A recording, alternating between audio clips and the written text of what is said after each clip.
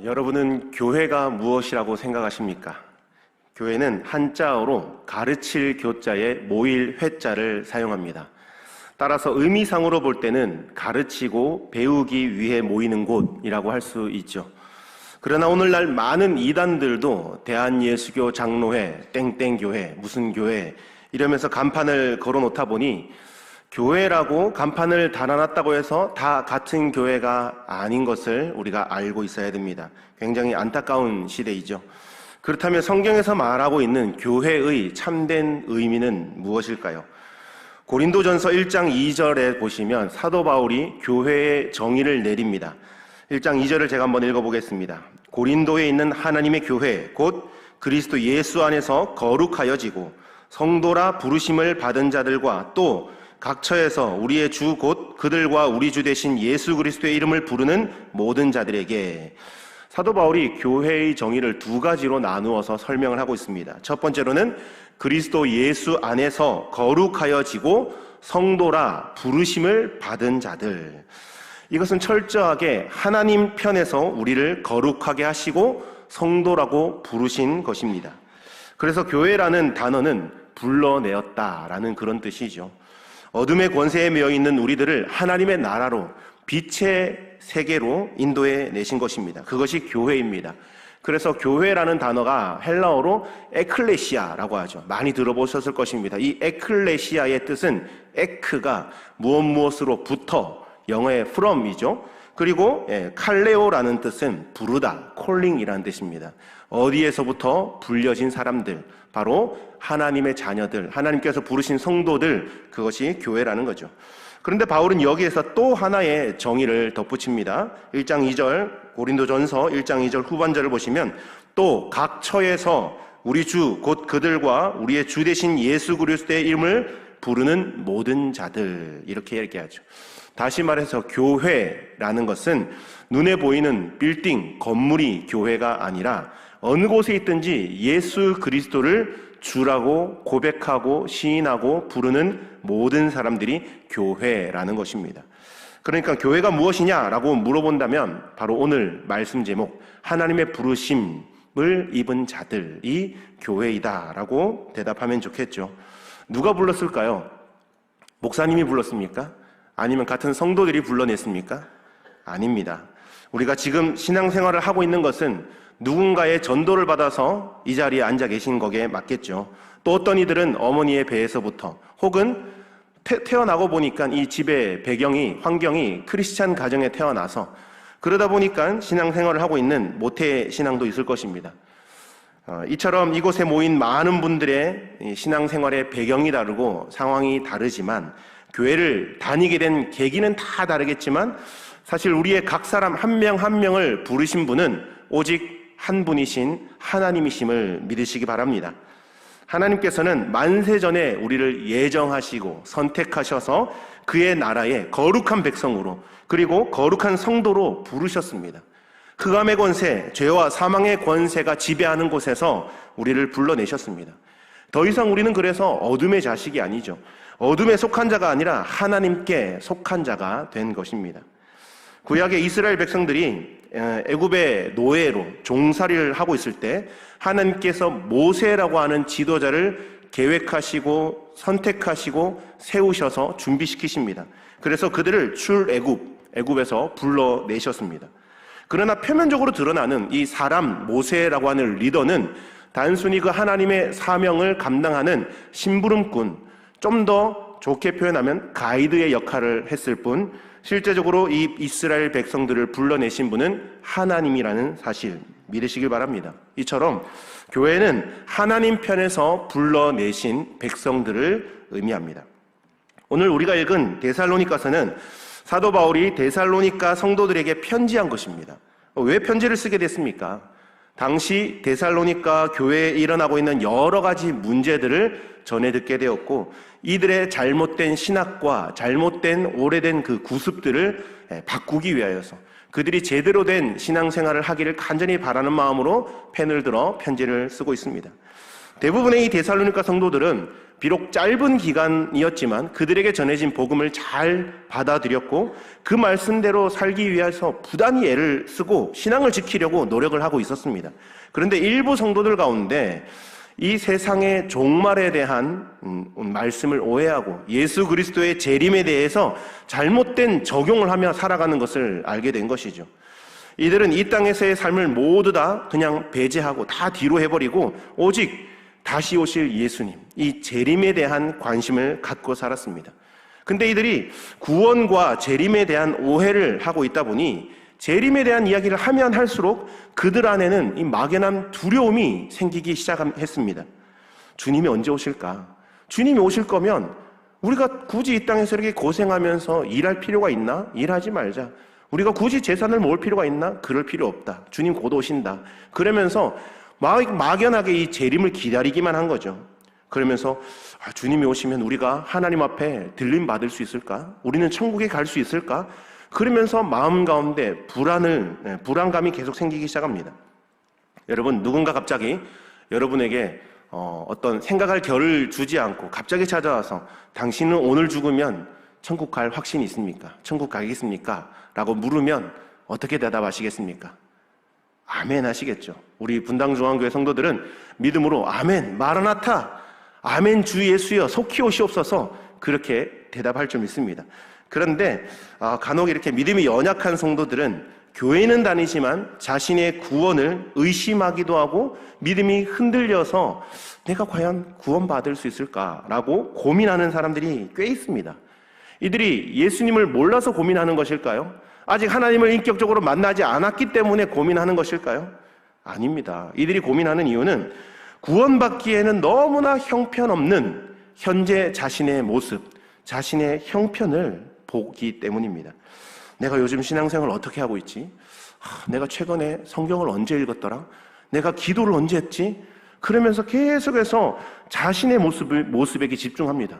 내가 얼마 전에도 하나님 보시기에 부끄러운 짓을 했는데 나는 안 돼.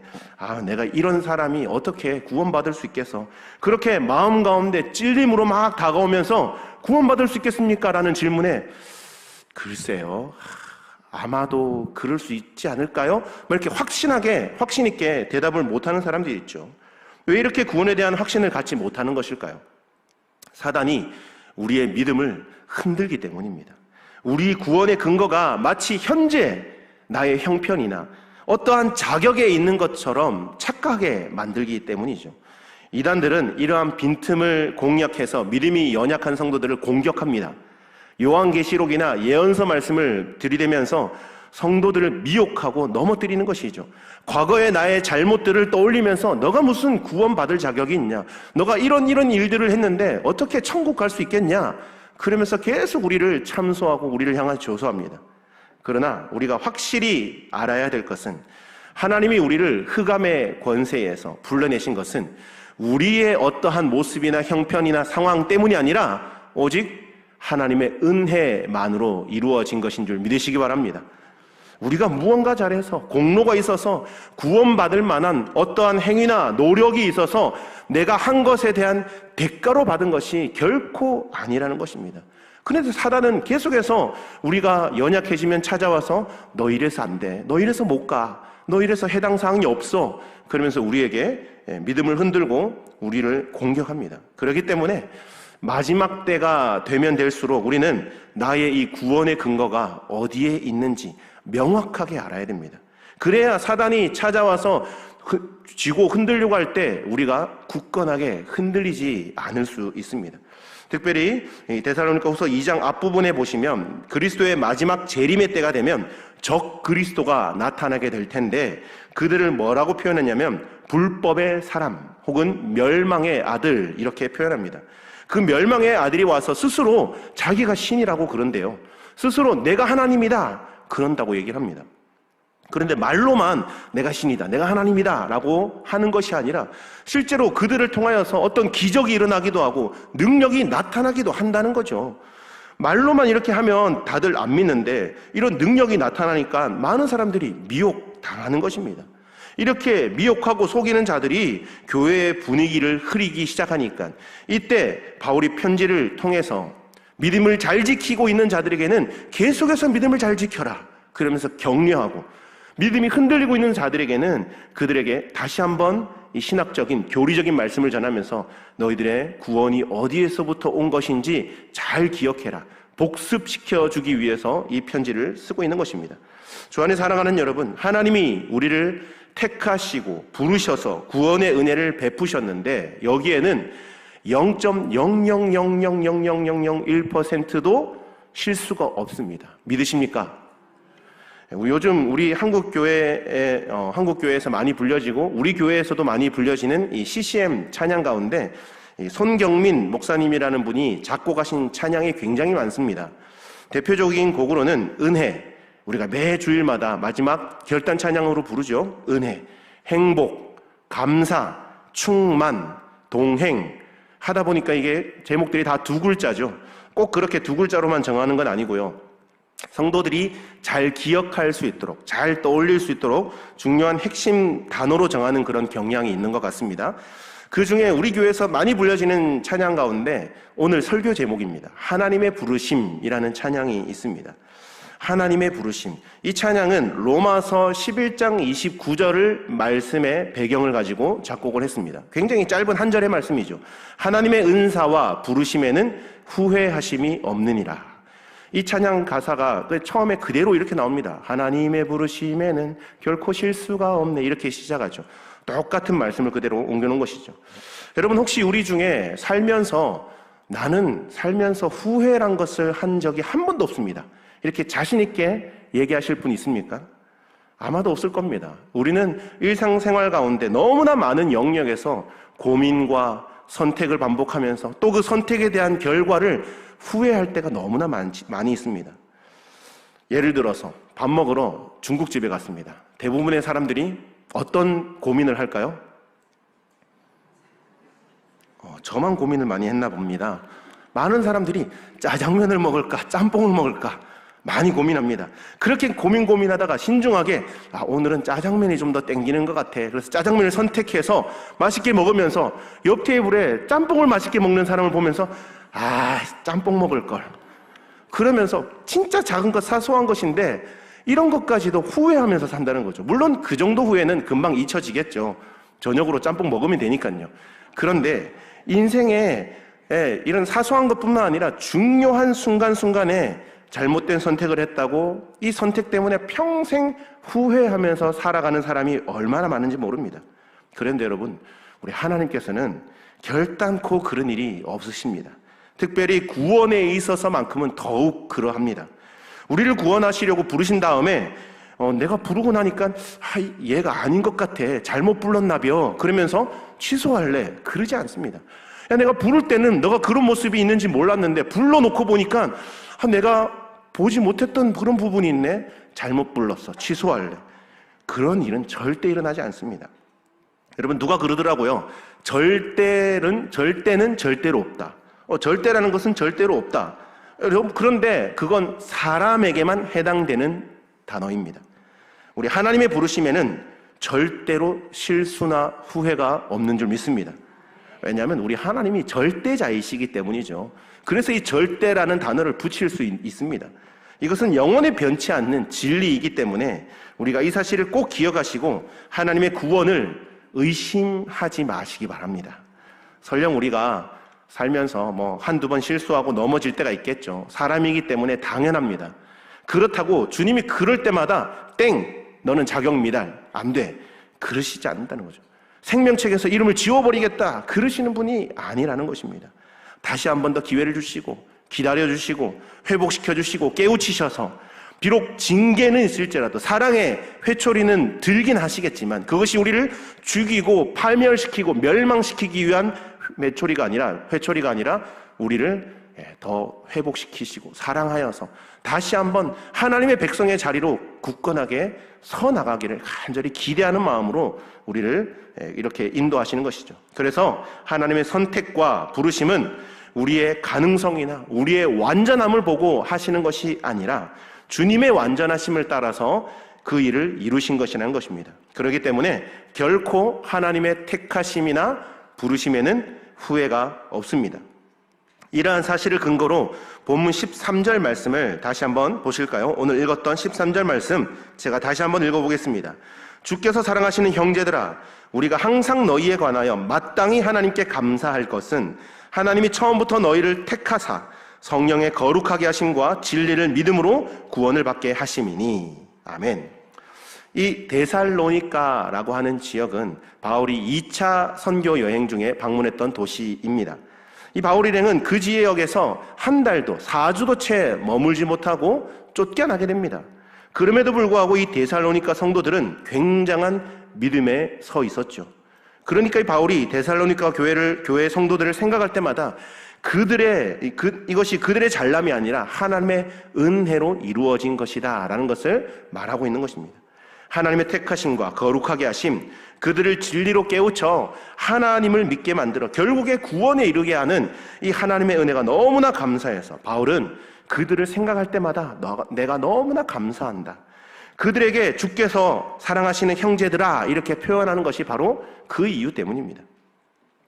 이 바울 서신 가운데 가장 분량적으로 길면서 그리고 또 교리적이고 신학적인 말씀이 로마서입니다. 로마서 8장 30절 말씀 보시면 또 미리 정하신 그들을 또한 부르시고 부르신 그들을 또한 의롭다 하시고 의롭다 하신 그들을 또한 영화롭게 하셨느니라 라고 말씀하죠. 이 신학교 가면 여러분 여러 가지 수업들 가운데 조직신학을 배우게 됩니다. 이 조직신학 안에는 7가지 주제가 있습니다.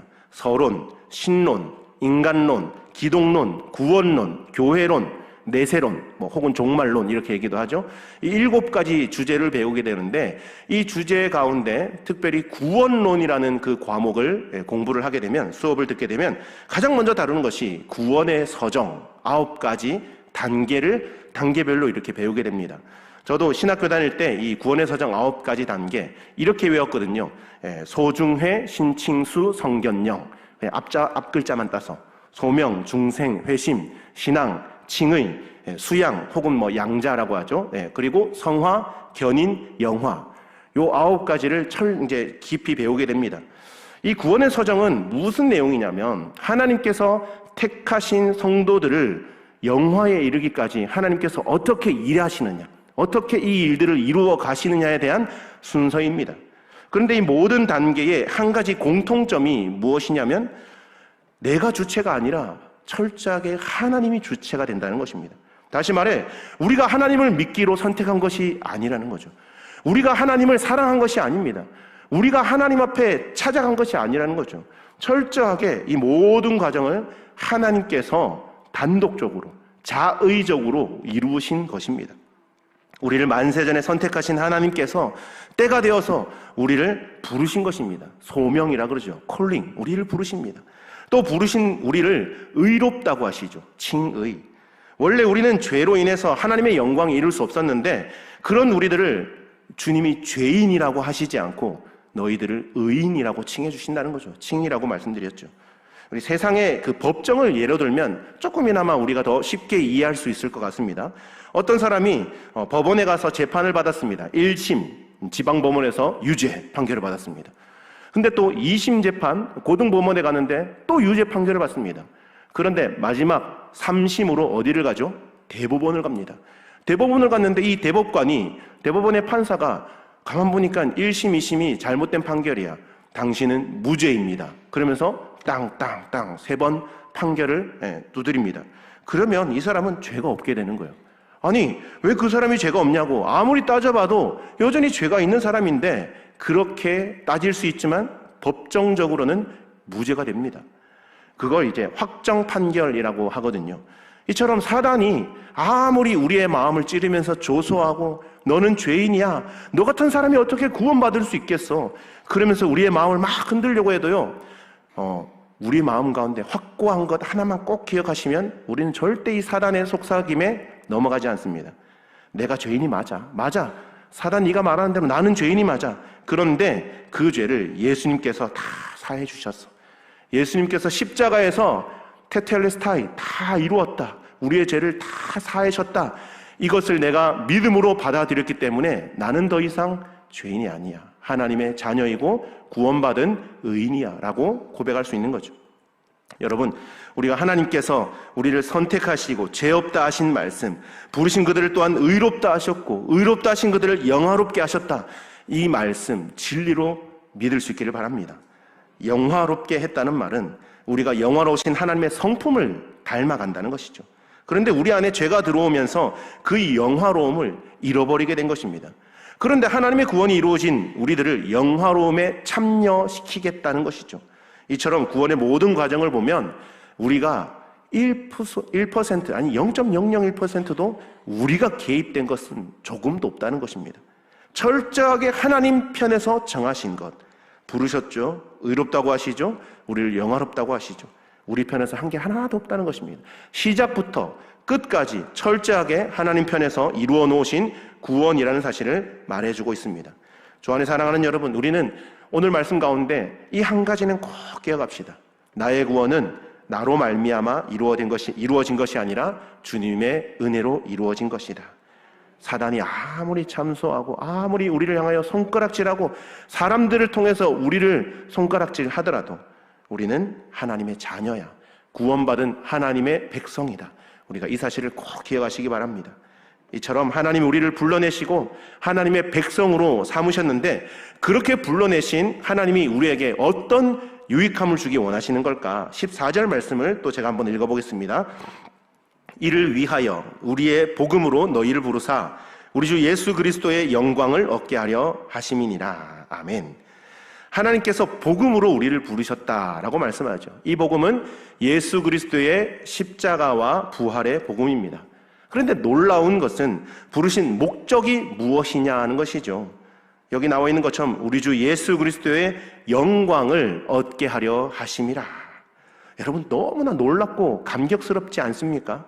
우리를 택하시고 불러내신 이 구원의 목적이 무엇이냐고요?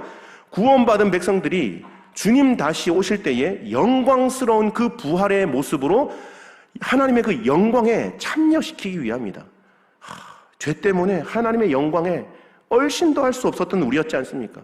그 영광을 볼 자격도 없는 우리였습니다. 그런데 이제는 그리스도 안에서 그 영광을 함께 누리는 자로 우리를 불러내셨다라고 말씀하고 있는 것입니다. 우리는 하나님의 부름을 받고 구원받은 주의 백성이 되어서 이 땅에 사는 날 동안 성령의 은혜를 통해서 거룩한 성도의 삶을 살아갈 수 있습니다. 진리의 말씀을 따라서 우리가 날마다 자유롭게 살 수 있습니다. 이처럼 하나님이 우리를 구원하신 목적은 우리에게 뭔가 일을 시키거나 심부름을 시키거나 뭔가 우리를 부려 먹으려고 부르신 것이 절대 아니라는 것을 기억하시기 바랍니다. 하나님은 우리의 도움 없이도 얼마든지 무슨 일이든지 하실 수 있는 지존하시고 전능하신 분이시기 때문입니다. 그럼에도 우리가 하나님의 일에 함께 동참하고 함께 즐기는 이유는 그것을 통해서 하나님의 영광에 동참시키기 위함이라는 거죠. 내가 딱히 한 게 없어요. 그런데 하나님의 그 영광, 하나님 본인의 그 영광에 우리를 끼워 넣어 주시겠다는 거죠. 참여시켜 주시겠다는 것입니다. 제가 이 말씀을 준비하면서 주중에 영상 하나를 봤는데 이런 영상입니다. 3살짜리 손자가 시골에서 농사 짓고 있는 그 할아버지 댁에 방문해서 할아버지를 도와드리는 그런 내용의 영상이었습니다. 할아버지가 이제 농사 지으면서 이 묘목이 심겨진 그 화분을 들어서 옮기는데, 이 3살짜리 손자가 할아버지 내가 도와줄게 그러면서 할아버지가 들려고 하는 화분 마주보고 화분 앞에 서는 거죠. 여러분, 이 3살짜리가 힘을 써본들 얼마나 쓸 수 있겠습니까? 그런데도 너무나 이쁘고 그 마음이 기특하죠. 할아버지 내가 도와줄게 그러면서 같이 화분을 들겠다는 겁니다. 오히려 할아버지 혼자 드는 게 훨씬 편할 겁니다. 손자랑 들려면 여러 가지 어려운 제약사항이 많죠. 이 들어 올리는 높이도 손자에게 맞춰줘야 되잖아요. 할아버지가 들면 번쩍 들어서 그냥 옮기면 되는데 조금밖에 못 드는 거예요. 이 3살짜리 키 높이에 맞춰줘야 되니까. 그리고 또 이 손자의 속도에 맞춰줘야 됩니다. 보폭도 빨리빨리 못 가요. 이렇게 조금씩 가야 될 수밖에 없죠. 일의 진행 속도나 효율성으로 따져보면 크게 도움이 안 됩니다. 엄밀히 따지면 방해가 됩니다. 그런데 이 할아버지가 화분을 손자락 끙끙 이렇게 옮기고 난 다음에 하는 그 말이 제 마음에 계속 남더라고요. 뭐라 하냐면 이 할아버지가 이야, 우리 손자 힘이 장사네. 우리 손자가 다 옮겼네. 할아버지 도와줘서 고마워. 이렇게 얘기를 하는 겁니다. 많은 사람들이 영상 아래에 댓글로 야, 손자가 너무 귀엽다. 할아버지 너무 부럽다. 또 어떤 분들은 이제 신혼부부 같은데 나도 이런 아들 낳는다면 아이를 갖고 싶다. 이렇게 훈훈한 댓글들이 많이 달린 것을 봤습니다. 근데 저는 이 영상의 이 잔상이 계속 이렇게 마음에 또 떠오르면서 이 할아버지가 손주를 보는 시선이 마치 하나님께서 우리 인간들, 사람들을 바라보는 것 같다라는 그런 생각이 들었습니다. 우리 하나님께서도 우리를 하나님의 자녀로 삼으시고 하나님의 나라를 위한 일들을 각자의 형편과 상황에 맞게 맡겨주십니다. 그런데 너무나 분명한 사실 한 가지는 하나님께서 어떤 일을 맡기시는 것은 우리의 도움이 필요해서 맡기는 것이 결코 아니라는 것입니다. 하나님이 힘이 부족해서 우리 합력해서 같이 좀 하자, 그렇게 우리를 부르신 것이 절대로 아니라는 것입니다. 하나님은 우리가 아니더라도 충분히 얼마든지 혼자서 이 일들을 다 이루실 수 있는 분이십니다. 그럼에도 우리에게 하나님 나라의 일들을 맡기시는 이유가 무엇일까? 바로 하나님의 영광에 우리를 동참시키기 위함인 것입니다. 혹시 하나님께로부터 받은 사명, 어떤 사역, 직분 이런 것들을 여러분 어떻게 감당하고 계십니까? 불평이나 불만하면서 혹은 그 반대로 너무나 지나친 겸손으로 나 같은 사람이 무슨 그런 일을 할 수 없어요. 저는 그런 감이 못 돼요. 그렇게 하면서 하나님이 맡기신 일들을 게을리하고 있지 않습니까? 간절히 바라기는 하나님께서 우리에게 맡기신 일들을 기쁨과 감사함으로 하나님의 영광에 참여하는 심정으로 잘 감당할 수 있기를 간절히 축원합니다. 자, 그러면 이렇게 부름을 받고 하나님의 영광에 참여하는 자가 되었는데, 그렇다면 우리가 주님 다시 오실 때까지 그러면 어떻게 살아야 될까요?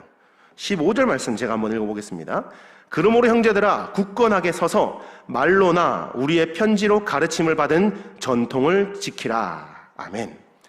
보통 우리가 이 전통을 강조하고 전통을 지켜야 된다, 우리의 것은 소중한 것이요, 그러면서 이렇게 전통을 강조하면 요즘에 MZ세대들은 어떻게 반응하냐면 깝깝해, 융통성 없어. 조금 더 나가면 우리 MZ들이 자주 쓰는 신조어죠. 꼰대다, 그렇게 얘기하죠. 소통이 안 된다. 전통이라는 걸 강조했다는 것만으로 꼰대가 되는 것입니다. 그런데 여러분, 여기서 말하는 전통은 세상의 전통을 말하는 것이 아닙니다. 예수님 당시 바리새인들이나 장로들의 유전을 말하는 것이 아닙니다. 여기서 말하는 전통이라는 것은 사도들의 전통을 말하는 것이죠. 복음을 따르는 사도들이 가르쳤던 전통, 다시 말해 하나님의 말씀을 가르치는 것입니다. 말씀을 따라 살아라는 거죠. 이 말씀을 지키라는 것입니다. 하나님이 이스라엘을 애굽에서 건져내시고 그들에게 하셨던 말씀 중에 이런 말씀이 있습니다. 너희는 애굽의 전통과 풍습을 따르지 말고 가나안 땅의 전통도 따르지 말고 오직 여호와의 법도와 규례를 지켜 행하라, 이렇게 말씀했습니다. 왜 이런 말씀을 했습니까? 이들의 소속이 애굽이나 가나안이 아니라 하나님 나라이기 때문입니다.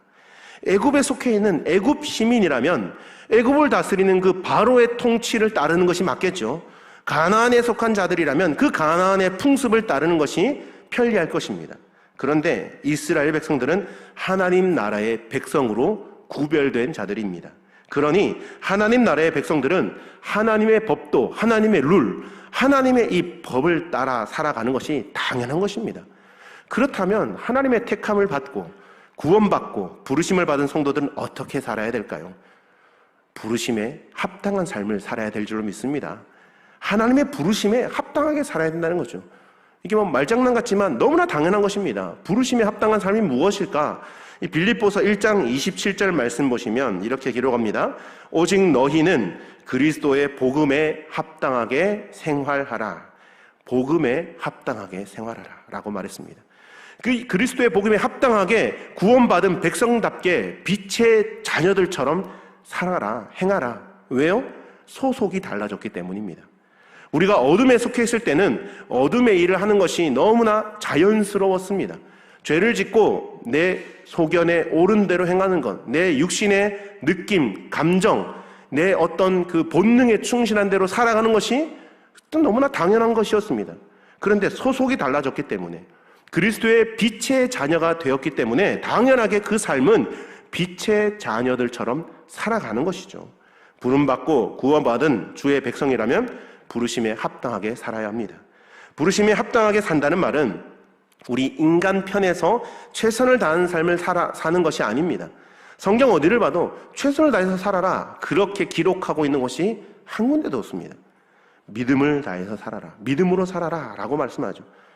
여러분, 왜냐하면 최선이라는 것은 이 최선의 출발은 사람에게 있기 때문입니다. 담임 목사님께서 자주 강조하시는 말씀 가운데 우리 성도들에게 뿐만 아니라 우리 교육자들에게도 자주 강조하시는 말씀입니다. 무슨 일을 맡아서 최선을 다했는데 이 일이 이루어지지 못했다, 뭔가 열매를 맺지 못했다, 그러면 우리의 그 기준을 다시 한번 점검해 보라 라고 말씀을 하셨습니다. 내 최선의 기준이 너무 낮진 않았는지, 그 최선이라는 기준이 주관적으로 나에게 그냥 기준이 설정되어 있는 것은 아니었는지, 이처럼 내 편에서 시작된 최선은 아무리 내가 쥐어 짜내도 거기서 생명이 나올 리가 없습니다. 우리는 죄의 생명을 가지고 있었기 때문에 우리에게서 출발되어진 최선은 오염되어 있습니다. 그러면 우리 삶은 어떻게 되느냐? 믿음으로 살아가는 거죠. 믿음으로 믿음에 이르게 된다라는 말씀처럼 우리는 항상 매 순간 믿음으로 말씀대로 살아가야 되는 것이죠. 그 믿음은 내 안에 거하시는 예수님의 믿음인 것입니다. 그러니까 최선을 다하는 삶이 아니라 믿음으로 하나님의 은혜를 입으며 하나님의 긍휼하심을 입으며 하나님께서 도와주시는 그 힘과 능력을 의지해서 믿음으로 살아갈 때에 하나님께서 예비하신 복과 은혜를 더욱 충만하게 누리게 될 줄로 믿습니다. 그래서 우리 그리스도인들은 철저하게 내 안에 거하시는 주님을 바라보며 주님에게만 시선을 두고 살아가야 되는 것입니다. 그리고 주님이 우리에게 말씀하신 그 가르침에 집중할 수 있어야 됩니다. 그것이 바로 빛의 자녀들답게 사는 것이고 성도답게 사는 것입니다. 고린도후서 6장 1절 말씀 보시면 이렇게 말씀합니다. 우리가 하나님과 함께 일하는 자로서 너희를 권하노니 하나님의 은혜를 헛되이 받지 말라. 아멘. 여러분, 이 말은 부르심에 합당하게 행하지 않는 것을 말합니다. 어둠에 속해 있던 사람이 이제는 믿음으로 어둠을 벗어나서 하나님의 자녀가 됐고 빛의 자녀가 됐는데, 빛의 나라에 속해 있는데 우리가 익숙한 대로 살면 또다시 어둠의 세계로 끌려갈 수밖에 없다는 거죠. 그래서 믿음으로 사는 것은 매 순간 우리 안에서 영적인 결단이 있어야 되고 의지적인 결단의 연속이 있어야 됩니다. 내가 무엇을 따라 살 것인가를 결단해야 됩니다. 그냥 되는 대로 살면 자연스럽게 어둠을 따라 살아갈 수밖에 없습니다. 그래서 이전에 어떤 광고 중에 본능에 충실해 이런 단어가 있었죠. 여러분, 본능에 충실해 이건 굉장히 위험한 이야기입니다. 왜냐하면 우리의 본능이 선한 것이 없거든요. 본능대로 살아라 그러면 자연스럽게 말씀을 떠나서 악을 따라 사는 것이 우리의 본능입니다. 그래서 우리는 날마다 개혁하고 날마다 말씀 앞에 바르게 세워져 나가야 되고 날마다 우리의 믿음을 점검하면서 본능을 따라 사는 것이 아니라 말씀을 따라 믿음을 따라 살아가야 될 줄로 믿습니다. 여러분, 바울은 자신의 말로 가르쳤던 것들 혹은 편지로 가르치는 내용들을 힘써 지켜 행하라 이렇게 말씀하죠. 교회가 지켜야 될 사도들의 전통인데 이것은요, 시대가 바뀌고 문화가 달라져도 변할 수 없는 진리입니다. 여러분, 말씀이라는 것은, 진리라는 것은 변함이 없어야 이게 진리가 맞습니다. 많은 사람들이 이 기준이라는 것을 수시로 변경합니다. 시대가 바뀌고 또 문화가 바뀌면 진리를 계속 바꾸려고 노력하죠. 그런 사람들에게 기준이나 전통에 대한 이야기를 하면 세상이 변했는데 무슨 소리 하냐, 천지가 지금 개벽됐는데 지금 무슨 전통을 따지고 있냐, 교회가 아직도 고리타분하게 그런 얘기를 하냐, 이렇게 반응할 수 있습니다. 네, 세상이 골백번 바뀌어도 진리는 달라질 수 없는 것입니다. 여러분, 달라지는 것을 진리라고 할 수 없지 않습니까? 그래서 주님은 우리에게 주신 이 말씀들, 이걸 진리로 알고 그 말씀을 날마다 묵상하고 그 말씀을 쫓아 행하는 우리가 될 수 있기를 간절히 기대하고 계십니다. 우리 안에 일어난 이 구원의 변화, 복음에 합당하게 사는 삶, 이것들을 증명해 보이는 것이 주님의 기쁨이 된다는 사실을 반드시 기억하시기 바랍니다. 특별히 지금 온 교회적으로 6개월 기도의 대장정 기간을 정하고 새벽을 깨우며 금요 심야 기도회 가운데 막 목소리 높여 부르시죠. 기도하고 있지 않습니까? 우리 하나님의 부르심을 입은 성도들이 마땅히 있어야 될 곳이 어디입니까? 바로 기도의 장소입니다. 하나님께서 택하신 성도들이 마땅히 지켜야 할 곳, 지켜야 할 것이 무엇입니까? 바로 예배의 장소를 지키는 것입니다. 하나님은 우리가 일주일 가운데 가장 첫 번째 날, 주일이라 그러죠. 이 주일에 하나님 앞에 먼저 나와서 다른 세상의 것들을 다 중단하고 시간을 구별하고 장소를 구별하여서 하나님 앞에 예배하기를 간절히 원하고 계십니다. 또한 하나님이 가장 기뻐하시고 기대하시는 성도의 모습은 어떤 모습일까요? 하나님이 가장 기뻐하시는 것은 잃어버린 한 영혼이 주님 앞에 나오는 것이죠. 바로 복음을 전하는 전도자의 모습인 줄 믿습니다. 우리가 이렇게 기도의 자리를 지키고 예배의 장소에 나오기를 즐겨하며 기뻐함으로 예배드리고 또한 복음을 전하는 것이 우리 모든 성도들에게 주신 공통적인 사명으로 여기고 기쁨으로 감사함으로 예수 그리스도의 그 복음을 전하여 하나님의 나라가 더욱더 확장되어가는 일 가운데 귀하고 아름답게 쓰임받기를 간절히 소망합니다. 주 안에 사랑하는 여러분, 간절히 바라기는 주님 다시 오실 때까지 하나님의 부르심을 입은 자들의 걸맞는 모습으로 살아가기를 간절히 축복합니다.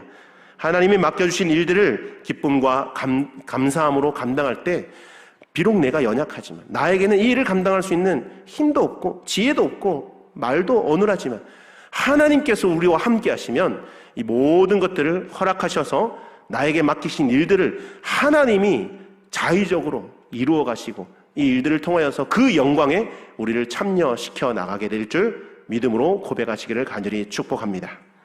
기도하겠습니다. 사랑과 은혜가 충만하신 하나님, 이 시간 말씀을 통하여 우리를 향하신 주님의 뜻을 알게 하시고 그 말씀을 들으며 마음의 용기와 결단과 은혜를 누리게 하시니 감사합니다. 오늘 바울이 데살로니가 성도들에게 권면했던 것처럼 우리 분당중앙교회 모든 성도들이 하나님께서 보내신 각자의 자리에서 기쁨이 넘치고 감사와 감격을 고백하며 모든 일들을 주님 앞에서 하듯 신실한 일꾼으로 감당하게 하여 주시옵소서.